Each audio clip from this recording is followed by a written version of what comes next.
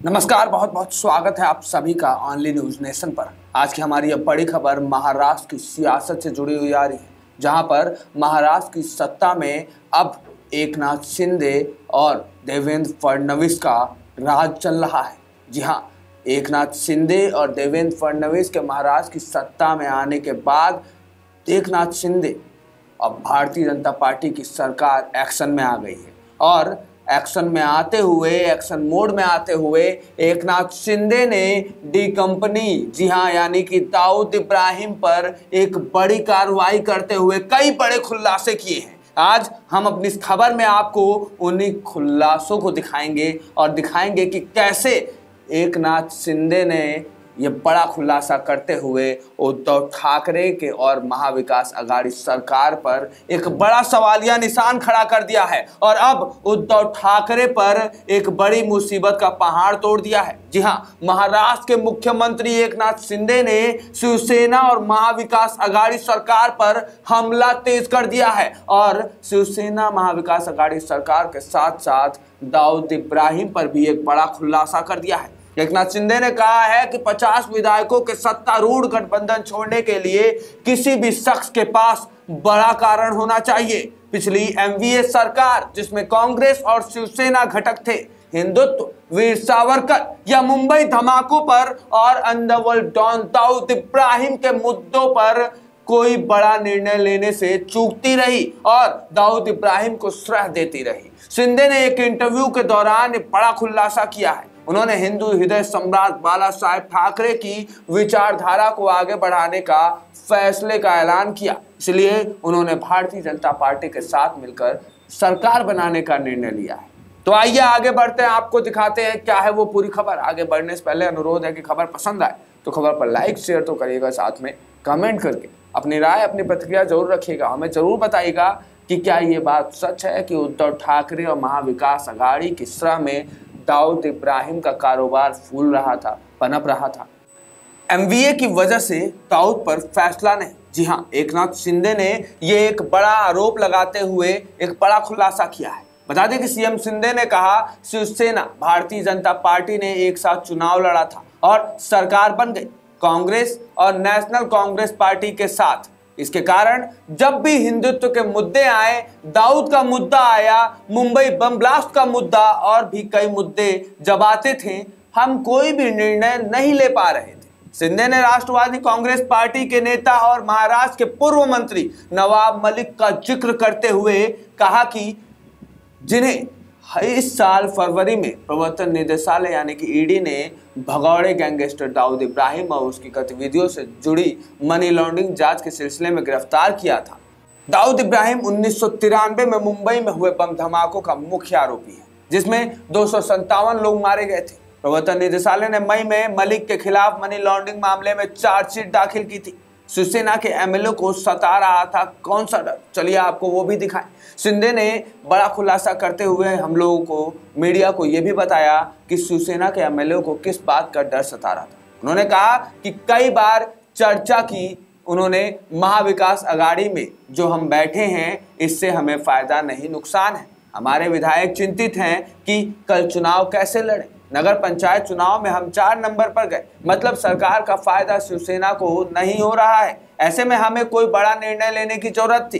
जब हम चुनाव में जीतते हैं तो हमारे चुनाव क्षेत्र के मतदाताओं की विकास को लेकर अपेक्षा होती है, लेकिन हमारे विधायक काम नहीं कर पा रहे थे, फंड की कमी थी। हमने इस बारे में हमारे वरिष्ठ से बात की, परंतु हमें कामयाबी नहीं हासिल हुई। इसलिए हमारे 40 से 50 विधायकों ने ये भूमिका ली। फिर हम लोग कोई भी गैर कानूनी काम नहीं कर रहे हैं। लोकशाही में कानून है, नियम है, उसी के मुताबिक ही काम करना पड़ता है। आज हमारे पास बहुमत है। सुप्रीम कोर्ट में भी हमारे खिलाफ जो लोग गए थे, उन्हें भी कोर्ट ने डांट फटकार के भगा दिया। बड़े दिल वाले फडणवीस। जी हाँ, शिंदे ने इस पूरे वाद विवाद में फडणवीस को बड़ा दिल वाला बताया। चलिए आपको वो भी दिखाते हैं। शिंदे ने अपनी बात को आगे बढ़ाते हुए कहा कि लोगों को लगता था कि भारतीय जनता पार्टी सत्ता के लिए कुछ भी करती है, लेकिन उन्होंने सभी देशवासियों को बता दिया है कि इन 50 लोगों ने हिंदुत्व की भूमिका ली है, एक वैचारिक भूमिका ली है। इनका एजेंडा हिंदुत्व का है, विकास का है, इनका समर्थन करना चाहिए। उनके पास ज्यादा संख्या और ज्यादा विधायक होने के बावजूद उन्होंने हमें मुख्यमंत्री पद के लिए समर्थन किया। शिंदे ने देवेंद्र फडणवीस को बड़ा दिलवाला बताया, जिन्होंने उप मुख्यमंत्री पद संभाला है, लेकिन जब पार्टी का आदेश आता है तो पार्टी का आदेश मानते हैं और मेरे जैसे बाल साहब के कार्यकर्ता को मुख्यमंत्री पद पर बैठा दिया। ये बात शिंदे ने कही। उन्होंने अपनी बात को आगे बढ़ाते हुए कहा कि प्रधानमंत्री नरेंद्र मोदी ने मुझसे राज्य को विकास के पथ पर आगे ले जाने के लिए कहा। यह भी कहा कि केंद्र सरकार और वह खुद पूरी ताकत से पीछे खड़े हैं। यह सबसे बड़ी बात है। हम लोगों ने कोई गैर कानूनी काम नहीं किया है, क्योंकि चुनाव से पहले शिवसेना के साथ जिस पार्टी का गठबंधन था, हम उसी के साथ गठबंधन कर रहे हैं।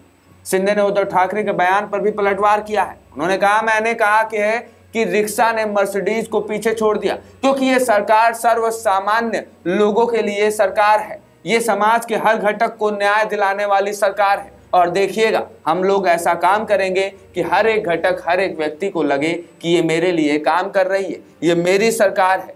ये फर्क है। हमने कुछ भी गैर कानूनी नहीं किया। वहीं अपने पूरे वाद विवाद में इन्होंने अपना पक्ष रखते हुए ये भी साबित कर दिया कि इन्होंने जो भी कदम उठाए और सरकार बनाई, इसमें कोई भी गतिविधि गैर कानूनी नहीं थी। नई सरकार के सामने अदालतों में मामले चल रहे हैं और शिवसेना की लड़ाई चुनाव आयोग तक पहुंचने की संभावना है। शिंदे ने कहा कि उन्होंने कुछ भी अवैध नहीं किया है और कानून का पालन किया है। उन्होंने कहा, हम कुछ भी अवैध नहीं कर रहे हैं। इस देश के लोकतंत्र में नियम, कानून और संविधान है और इसके अनुसार काम करना पड़ता है। आज हमारे पास बहुमत है, हमारे पास 2/3 से अधिक विधायक हैं और इसलिए हमने जो निर्णय लिया है वह कानूनी और वैध है। अध्यक्ष ने भी हमें मान्यता दी है। जिन लोगों ने हमारे खिलाफ अदालत का रुख किया, उनकी खिंचाई की गई। हमने कुछ भी अवैध नहीं किया और जिन्होंने ऐसा किया है वो आज कटघरे में खड़े हैं।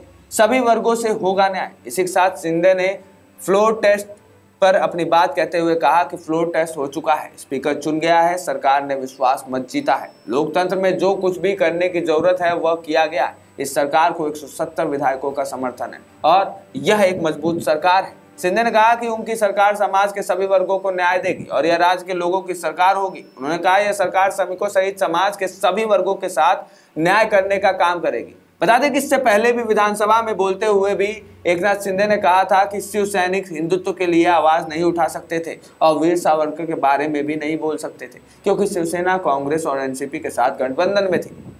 इसके अलावा दाऊद पर भी उन्होंने विधानसभा में तंज कसते हुए कहा था कि दाऊद को श्रद्धा देने वाले उद्धव ठाकरे ही थे।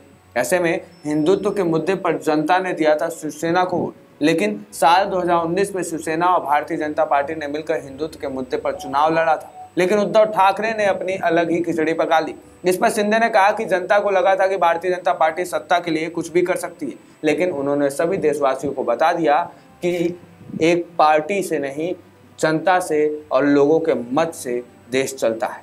इस पूरे खबर पर अपनी राय प्रतिक्रिया जरूर रखिएगा। इस खबर को ज़्यादा से ज़्यादा लोगों तक शेयर करिएगा ताकि सच्चाई ज़्यादा से ज़्यादा लोगों तक पहुँचे। ऐसे ही खबरों के लिए बने रहिए हमारे साथ ऑनलाइन न्यूज़ नेशन। धन्यवाद।